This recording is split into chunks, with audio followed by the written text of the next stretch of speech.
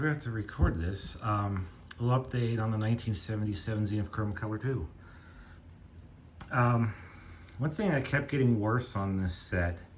Now I gotta tell you something about this TV. This is an extremely high hour set, okay? I mean, if it was used the way I would estimate it to be used by an old lady who owned it originally, I would estimate probably 80 to 100,000 hours, no shit, okay? Well, yes, the tube was weak. I hit it with the Sencore actually quite a few times to get it to work like this. It just had so much crap on, especially the green gun. Now it's fine now, and the fact that I don't use these on a daily basis should be fine for years to come. But yeah, I've never seen from what people tell me and from seeing other Chromacolor II tubes, to see one that was dim and bleeding, even though everything's correct, this shows you how many hours are on this beast. But the Sencore CR7000 cleaned it up, and like I said, the way I use it, it should be good decades to come. But you're gonna say, well, what's wrong with the color? Well, let me back up a couple things that happened. The thing that kept getting worse was the vertical hold. Like the range kept getting smaller and smaller to the point where it wouldn't even lock. And oddly, it was a film capacitor that failed on the vertical board. Just tested every one. I found one that was actually bad. And now, I mean, I actually have full range vertical hold. So that's good. Then right after that happened, the color board failed. Now, yes, discrete components. I could, but the thing is, what I did end up doing was I found a refurbished Zenith board on eBay from Canada. And the price was right because you figured, let's just say there's two ICs on here. Because here's what's happened. All the caps, film caps, everything tests fine. I don't think it was the color crystal, but I'm gonna believe it's one of these two ICs. The way I look at it, ICs typically sell for like 10, 15 bucks on eBay. I got this for 15 bucks, the whole board. So this will be my parts board now. And this is the first time I powered the TV on. And there you go. So, in its current state, let me see what we got here. Actually, the tint is pretty mid-rangey already. Try to get the magenta color. Yeah, that's about right. Camera's a little overcompensating. It's really magenta in person. Wow, these Chromacolor II tubes do get fantastic picture, even on color bars. But what we got to do, we got to set this up. Yes, it works fine as is, but I do like to go through SAMs, because here's the thing. I had a comment on one of my other videos about doing grayscale. Yes, you can do grayscale without doing any setup procedure, and it can be done. My thing is, I'm real OCD and picky, and I can tell when, like, say, your G2 and your screen adjustments aren't quite right. Either have too much brightness, too little brightness, or the grayscale might be off a little, because it behaves differently. Like if the G2 is too low or too high, it does behave differently, and then you go too high and you get retrace lines. I will fiddle with something for a while till I get it absolutely perfect. I'll let the TV run for a half hour, and I do the setup line because I mean, if you don't touch the G2, it's probably fine, but it could need adjustment due to tube age. So, you know, I do the setup line, let it run for a while, double check it, and oftentimes on an older set that has more, you know, a lot of hours on, if that's still bright, it'll improve the sharpness, better background control, you know, grayscale, and that's about really all I'm gonna say. And the black level will be correct. I'm just very, very particular on everything. But anyhow, there's audio files, video files, and just like audio files, getting everything perfect, I like getting the TVs perfect. And yes, I do realize with tube, when you get, this is solid state, when you get into tube stuff, as the tubes age or temperatures vary, etc., yeah, you're gonna need adjustments. but I like to get a happy medium. And I go to get everything absolutely perfect. First thing we're gonna do, I'm just gonna go down in order. We'll go down to Color Threshold Color Killer. And I don't have a mirror present, so I'm just gonna do this. Let's see, and the Color Killer control is down here at the very bottom. Instructions say, I mean, you can figure this out without having it, but clockwise until snow appears, and I just saw it right there, and off. I don't know if you could see that. Let me zoom in here without a mirror. You'll be able to see when I hit it. Clockwise, colored snow. Back off, no colored snow. And that's where you stop. Color Killer is adjustment. In fact, since it's a refurbished board, it seems to be adjusted right where it needs to be. Maybe all the other adjustments are right where they need to be. We'll find out in a second. Now, this is adjusting for the automatic color control adjustment. I'm going to put the color setup switch on. Now, that's why the meter's in place. I want you to hook up the point Q and ground, and I already did that. Now it wants me to jumper J and JJ. So according to the manual, you jumper J and JJ together and observe the meter reading. We're getting 17.2 volts. And now we're going to remove the jumper and adjust the automatic color control for an identical reading. So we know that. I'm going to remove the connection here. So 15.6. Using the old board for reference, the ACC is the lower right adjustment. So that one did need adjustment. And we'll go in here and tweak it. Let's see what we can do. 17.2. Oops, overshot it. That's close enough to 17.2. Well, I'll try a little harder, you know. I mean, no, it doesn't matter. See, I overshoot it. It's just one of those touchy points now. There we go, 17.2. That's as good as it's gonna get. Now, with that color switch off, it's basically you don't have any color sync. It's kind of like when you jumper out, you have no horizontal sync and it's free floating. You see it's just color bars on the screen right now. In fact, it's actually moving quite fast. The way that you're gonna end up with this is, there's another adjustment to do where you get the color to very slowly float. That's how you know you got the color frequency or whatever it's adjusting almost exact. So let's see what we gotta do next.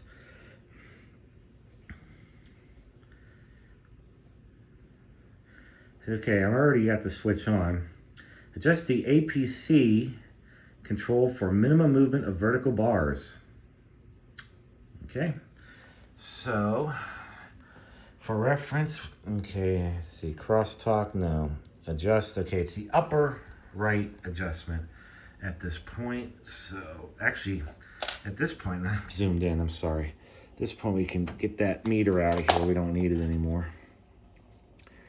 So I'm going to zoom it. The problem is with the camera frame rate versus what I'm seeing is going to be different. But we're going to adjust it till I can get it to be as few bars floating across the screen. Get close enough. There, I actually got it completely frozen. And I'm probably not recording or anything. But yeah, you can see it now since it's not rolling. It's a very, very slow rainbow pattern moving now. So that's how you know you got that adjustment correct. The other portion, you don't need an oscilloscope for. Number two, the tint range is right, because I remember I just said I had the tint control right in the middle. So we know that's fine. Edit this. So this one here, you leave the color switch off. And now I'm just going to touch up that control there. It probably doesn't need it. But again, I just like to see where I end up. Yeah, just following the instructions, contrast at minimum. Black level, slightly gray, color in the middle. Look closely, and this is what happens. It's pretty much good where it is, but watch. If I go You see how it kind of did that fuzziness there?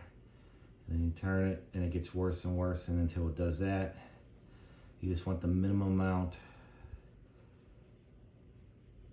This is kind of right there.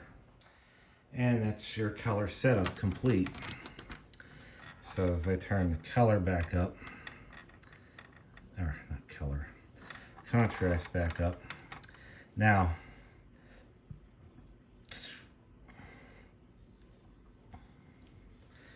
from the last time I did this was when I hit it again with the Sencore, because it still had terrible grayscale and smearing.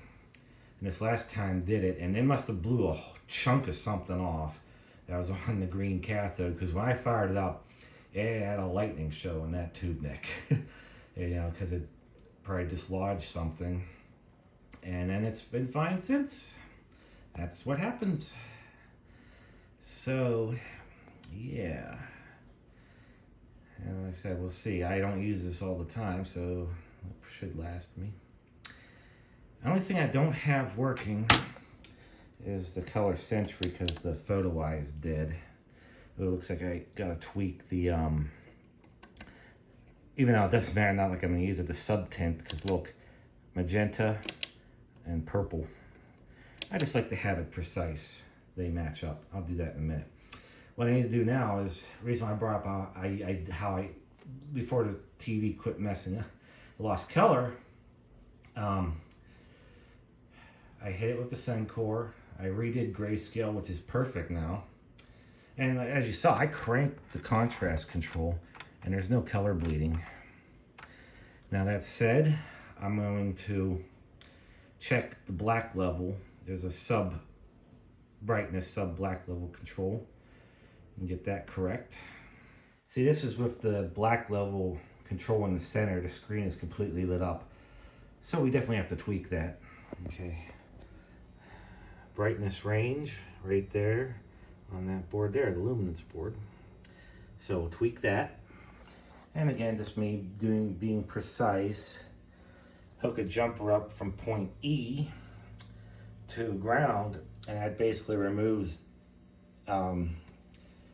any video output from the IF stage, giving you a completely blank raster. Contrast picture control on minimum, black level in normal viewing, and then you turn it up, blank raster from the center position, because then when you remove it, it'll be normal, and you have a proper picture of proper black level. And now again, I mean, and if you're in this, I understand back in the day, if you're a TV tech and you didn't have time, you could just do it on the fly. I just like being ultra precise. I'm doing this as a hobby. So, yeah. That's why you can take extra time to get these TVs really good. And the other part was the brightness limiter, and that's not the black level, that's for the overall, like you want it to get it right below blooming, and I did. It just starts to bloom when the contrast is on max. So if you set it down lower than that, this doesn't seem to be bright enough. And like normal viewing's like right here. Now, convergence on this was a pain. Seems like high hour tubes are very hard to converge. And I think after playing around for that's as good as I could get it then. Tonight I'm not gonna mess with it. Besides, watching TV normally it's barely noticeable. Get out of there. You can't be in there when I'm working on a TV. And that's it. Everything's where it should be now. I'll put color bars back on, see if they look any better now that I got the black level set correctly. All right, so for now, setup is good. I'm gonna shut it down and put the back on. It has a bleeder resistor, so it's gonna snap, crackle, and pop. Yeah, these actually discharge the tubes. After this era, the 80s, it didn't have a bleeder resistor, so you didn't have that snapping sound happening, but it also meant the tube never discharged either. So the whatever voltage it was operating at is probably still on the tube. That's why it's important to discharge the anode lead. Now, granted, you still got to do it on this, but I'm just saying right now when it does that, it bleeds it off. See, nothing raising my hair up on my hand here. That's where that snap, crackle, and pop is. Actually, one way to try that, to do it nice and slowly, take a high voltage probe on a TV that does not have a bleeder resistor after it's been on, and then stick it under the second anode cap. You'll get the same effect. And you'll see the meter just go, because it's going through a high value resistor in there to discharge it. Because you don't want to put a load on it when you're taking a reading with your meter. So, but yeah, it's in the megohms. So this is where I got this part from. I actually searched for what it's for, because this has been out of service for a few months now. And one time I just happened to search eBay, and it was kind of listed on a slightly different number. Like, I don't think it had hyphens in it or something that was different. But what I guess the different part was the R. R is remanufactured. It's the Zenith Radio Corporation of Canada, not US. So this had to go through customs to get here. And it even has the dealer card. Ooh, look, color TV VCR. Well, if it's during this era, it would have been a beta. So that's cool. So yeah, I'm just gonna put this away. That way there, if I need other parts off that board later on. All right, so just because, you know, I can't use it, I'm gonna press this in. It did, it don't work. I tested it, but it did. Oh, you're kidding me. I'm gonna need to grab the wrong screwdriver set. All right, try this again. This door always wants to close on me, but got the longer, thinner screwdriver. All right, it's in the other potentiometer. Now I'll go, let me turn it down. I want to get an apples to apples here. Oh, wait a minute.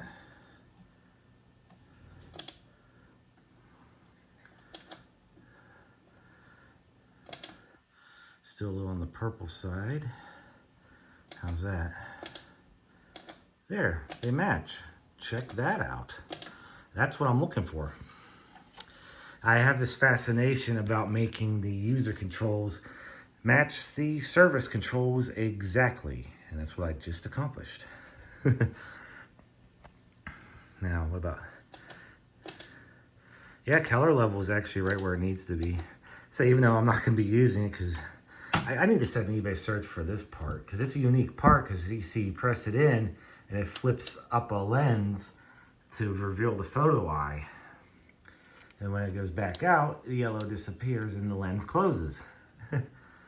But yeah, it's been dead since I got this. You know, I've had this TV since 2006. So yeah, I've had it this long. And from what I understand, this is from 1977, okay?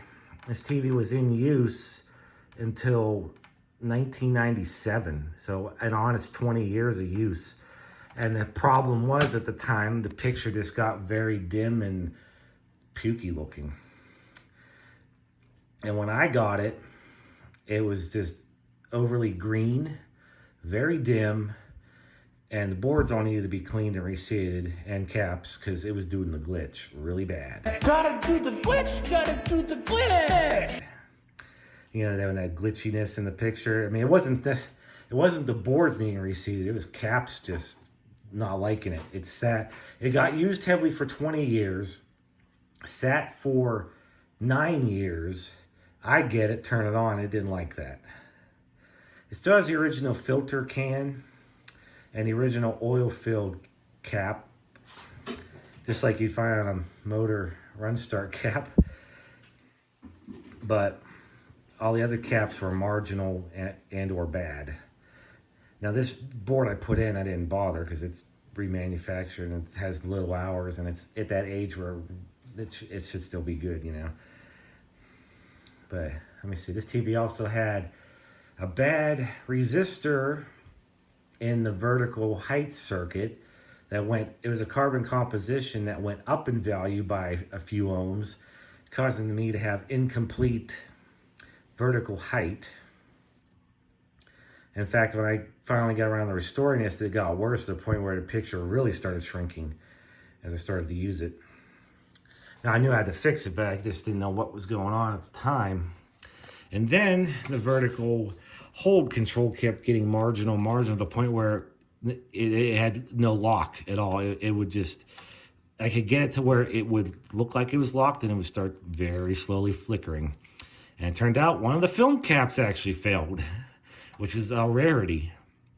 And then right after that happened, the color board died and I had no color. And again, it was probably one of those ICs. But this is good. This remanufactured board works. It gets, even if extremely high hours, Zenith Chromacolor IIs are fantastic TVs. And this is a Delta gun tube, as you know. Yeah, there's your triads.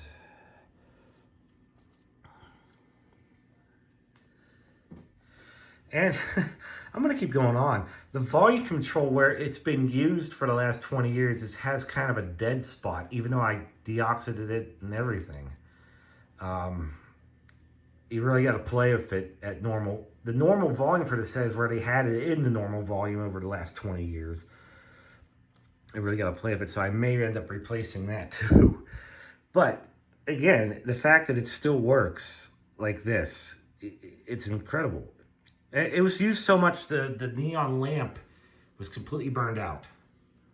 It was dead. The neon lamp was dead in this set, so it didn't even flicker. It was dead. So now I got a lighted dial.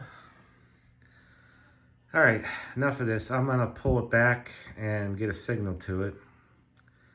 I'm actually also servicing the Zenith clone of the SL5800 Sony Beta. So I'm not gonna use that. I'm gonna use the 1985 Funai VCP 8000. This tape here, VHs, but I know I didn't mention it before. I was trying to just like, it looks legit, but it was made by Changa Husky, and I'll put a link to his YouTube channel. You'll find a lot of the clips I'm about to play at the end. It is the full movie at the end. There's these custom clips I like to play, because it is period correct in how the sources were from. All right, so we'll go.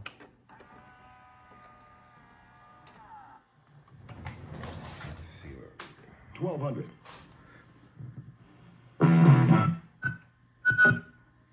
There's that control being touchy.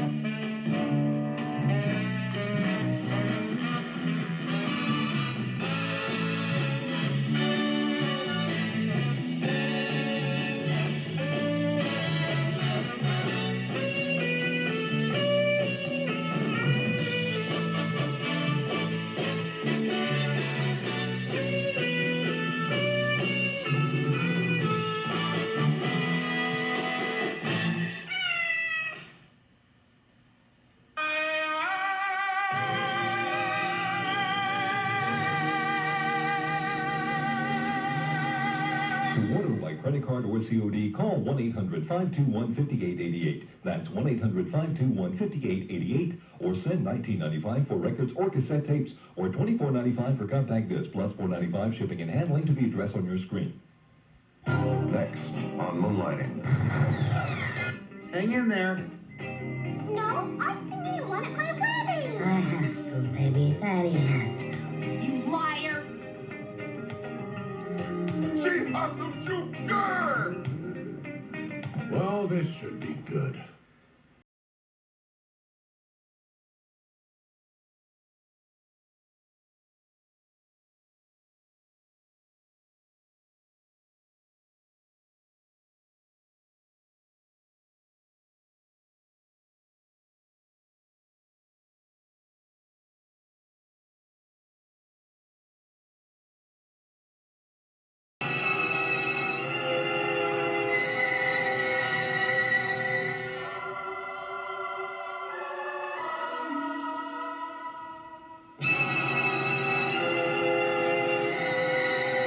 stable, and the distinctive new Cougar, Mercury, the shape you want to be in.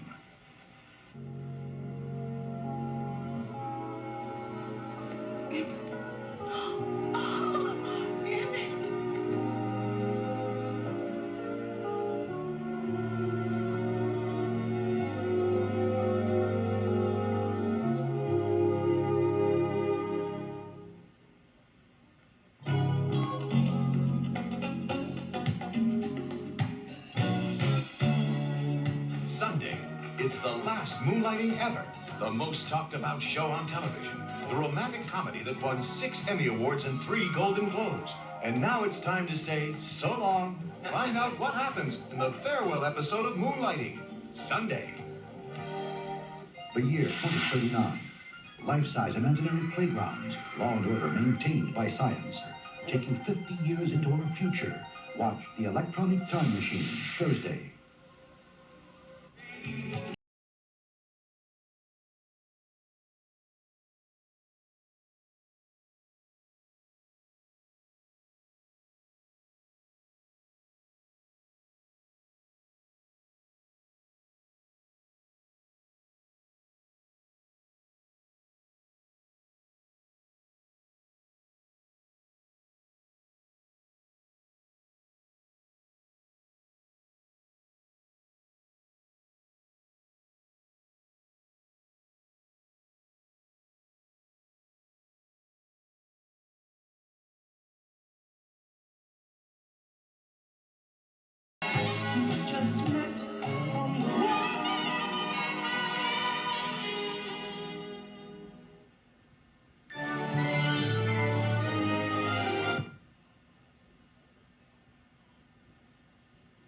February thrills on Fox with an all-new episode next.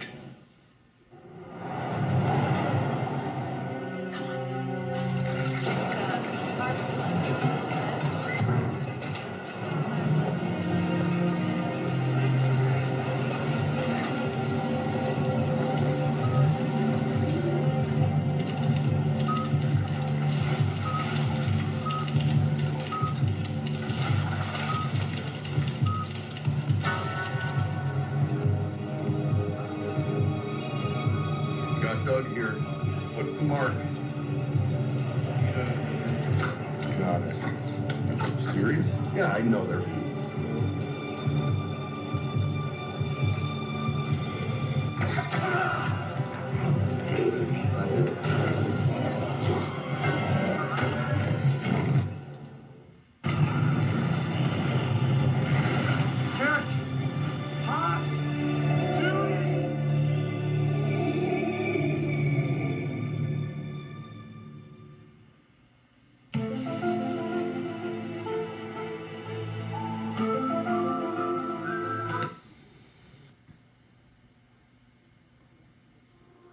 The thing about this TV, something with the cabinet.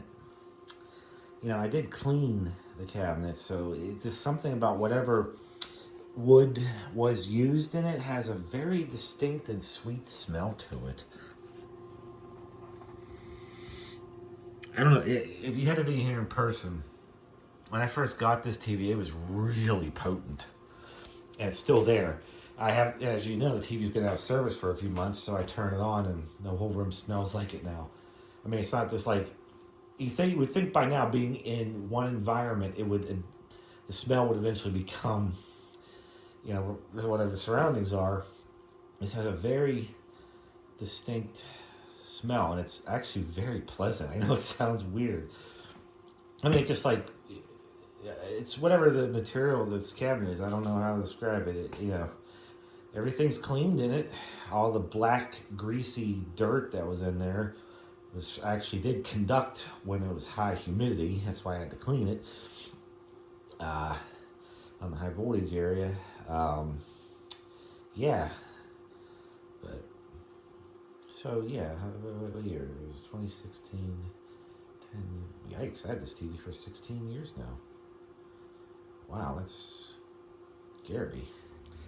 So on that note, we'll conclude this video on the 1977 Zenith Chromacolor II. Thanks for watching.